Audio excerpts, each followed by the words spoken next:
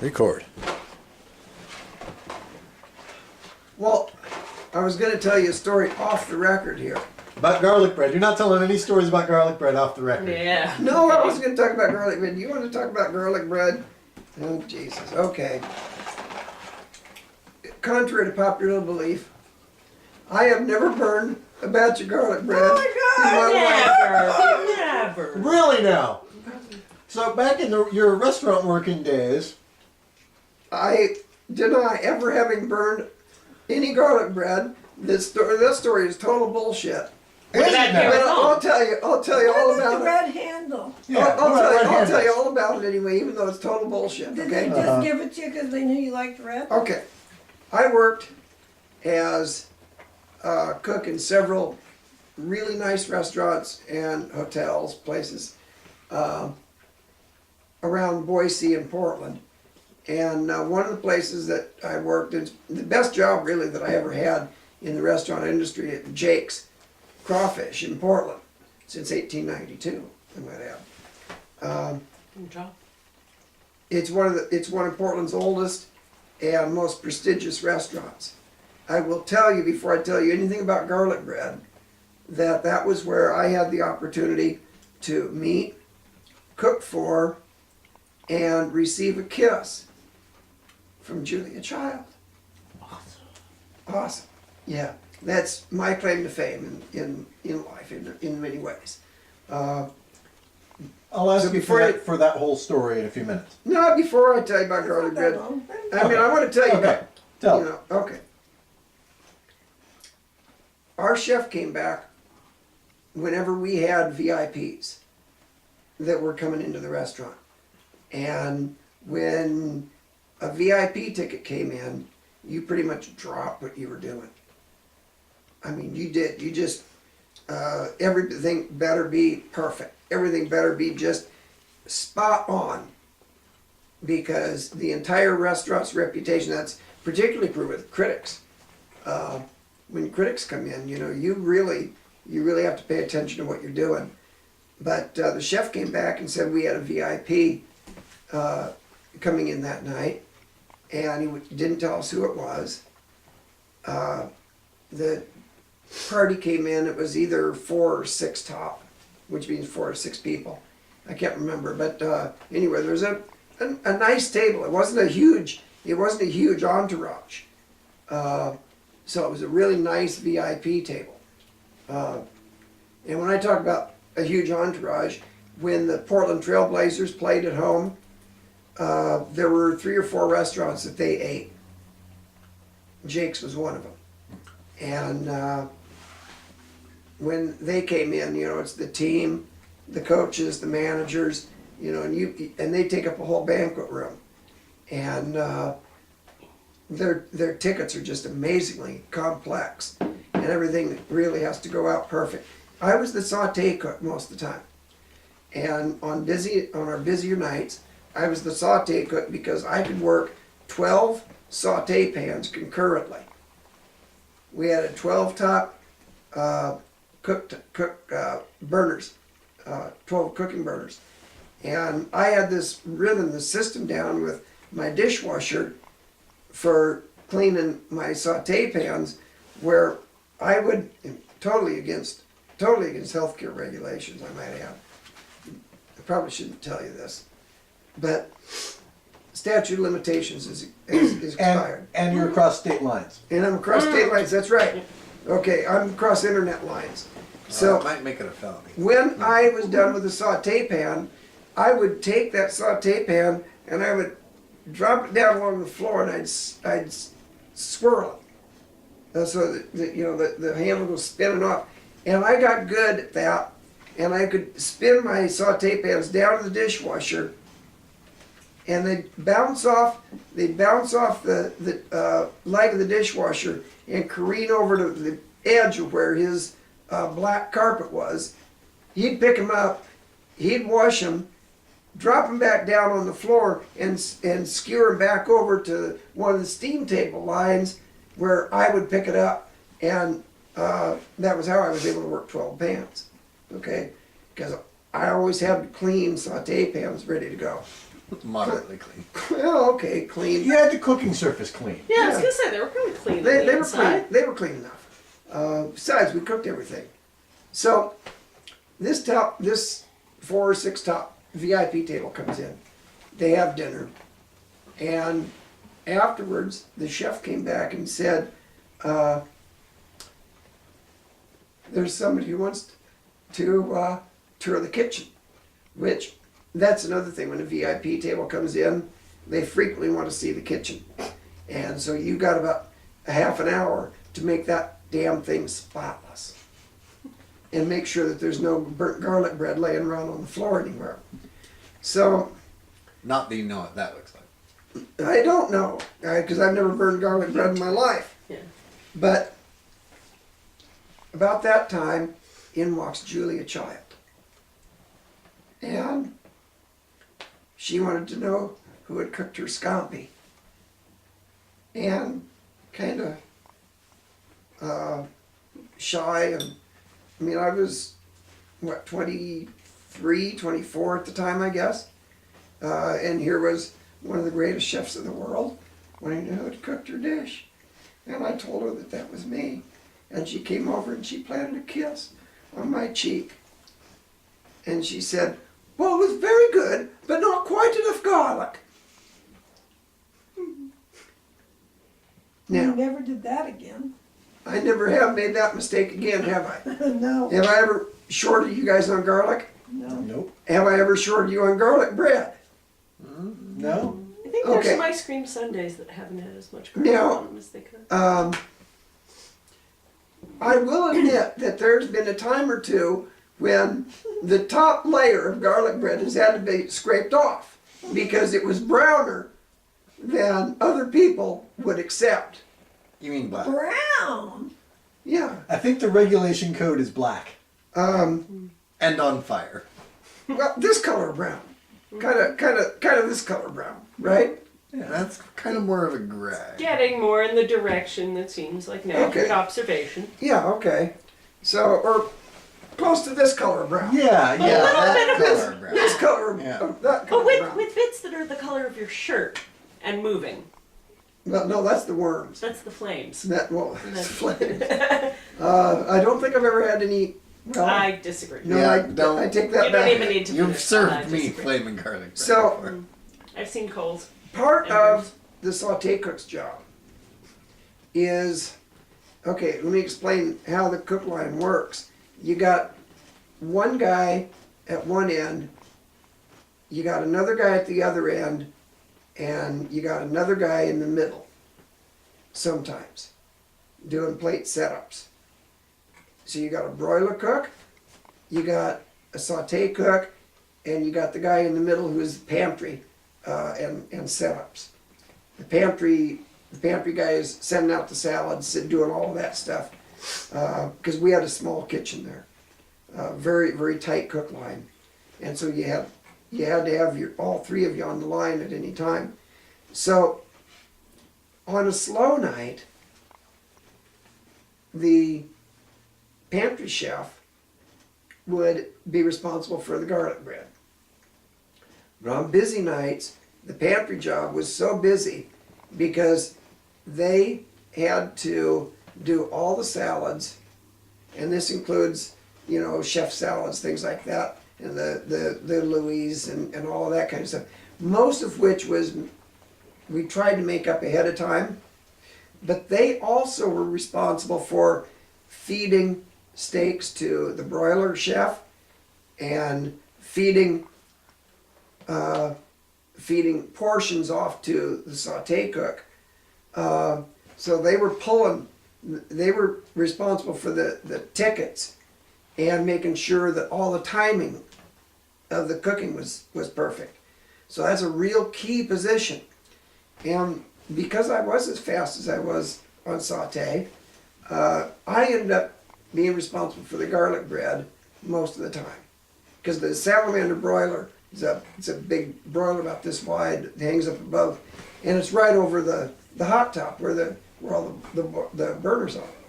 And the saute chef is also responsible for the steamer, which is the steamed clams, the king crab legs, things like that.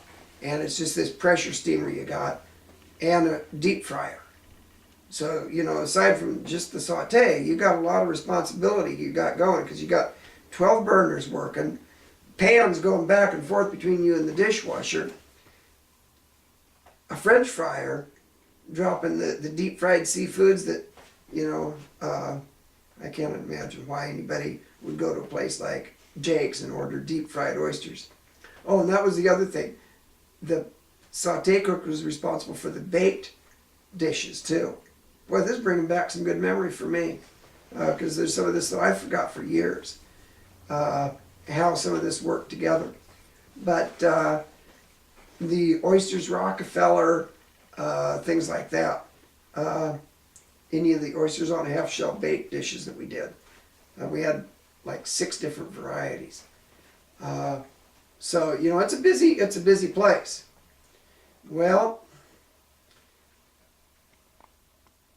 when you're my height, the salamander broiler is right here. The chef, you know, the executive chef, he's enough taller than me that when he's cooking on the line, it's right here. He can see just fine. What he gets is a blast furnace. I'm below the blast furnace, but the garlic bread is kind of out of my line of sight. So every once in a while, I put in a load of garlic bread because garlic bread goes with just about every dinner that you put out. And then there's also orders of garlic bread that people order. And you've got it all pre-portioned out. It's all pre-cut and stuff. And so you'll drop a load of garlic bread on to a pizza paddle. You know what a pizza paddle is, and they've got a handle about this long, you know, for short ones.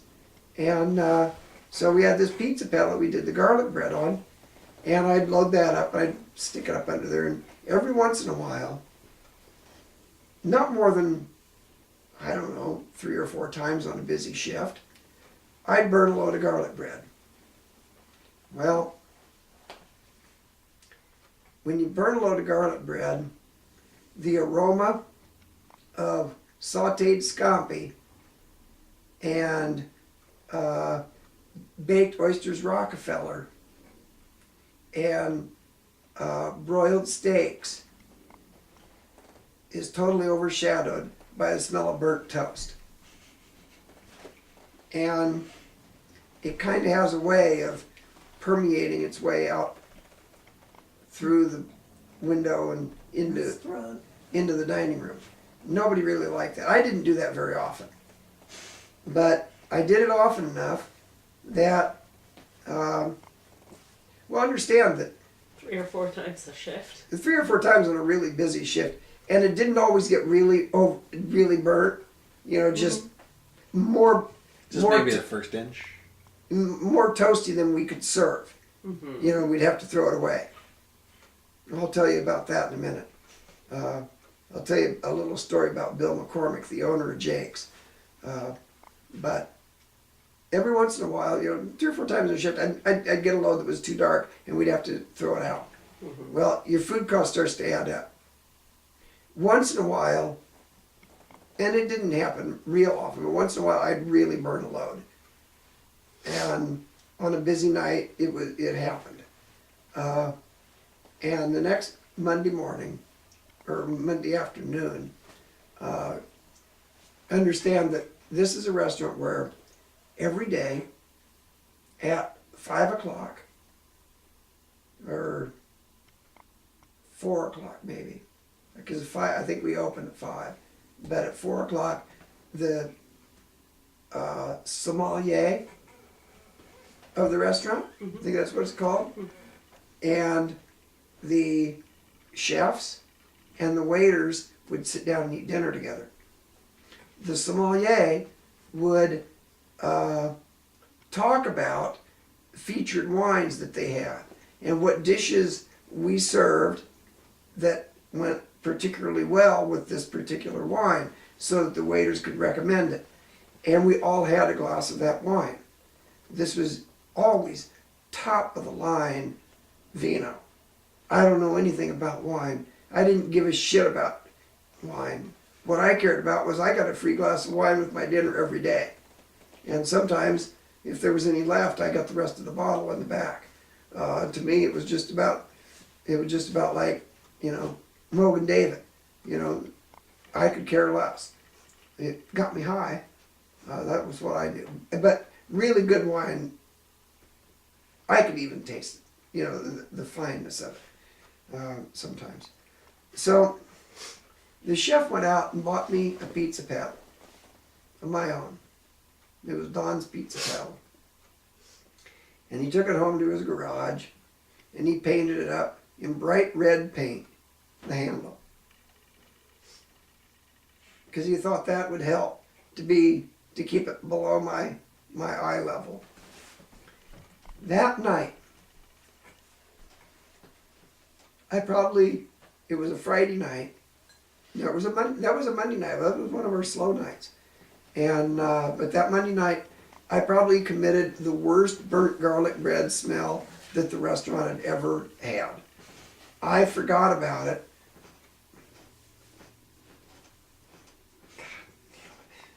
This is part of the story you guys don't even know. Because I went out back to smoke a joint and forgot that I'd put garlic bread in. And by the time the dishwasher and I got back in from smoking the joint, that whole place was covered. The chef was just totally pissed. I am so lucky I never got fired over that.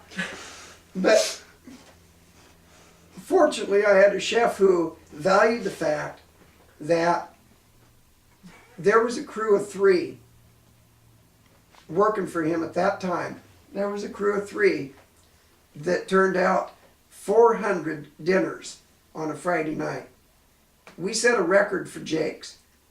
And I don't know whether any 3-man kitchen has ever been able to duplicate that, because we didn't get any customer complaints. We got not one plate come back. Wow. 400 dinners and not one plate returned. Cool. Yeah. Yeah. But And that's the rest of the story. that's probably why I didn't get fired, because I was really good at what I did. Right. I just had You were so good at burning that A garlic little bread. oversight. this one little glitch that, and once I was gone from there, I never had a problem again. I have never burned another batch of garlic bread Oh, is in that my so? life. Until Tom's birthday party. Oh, until Tom's birthday party. That's right. When you wanted to play, I don't know what it was, Dungeons and Dragons or something with your friends here, right? Yes, it was the first And- time that he would bring his friends to our house. The very first time. God, that's right. I forgot all about Realistic this. experience. So this is the first time that you brought your friends over to the house. And we ordered pizza for your friends. And because I offered to cook and you said, no, we'll just have pizza. That wasn't the night we made them the fancy meal? No, Okay, No. that was different. You and I agreed to stay out of their hair. right.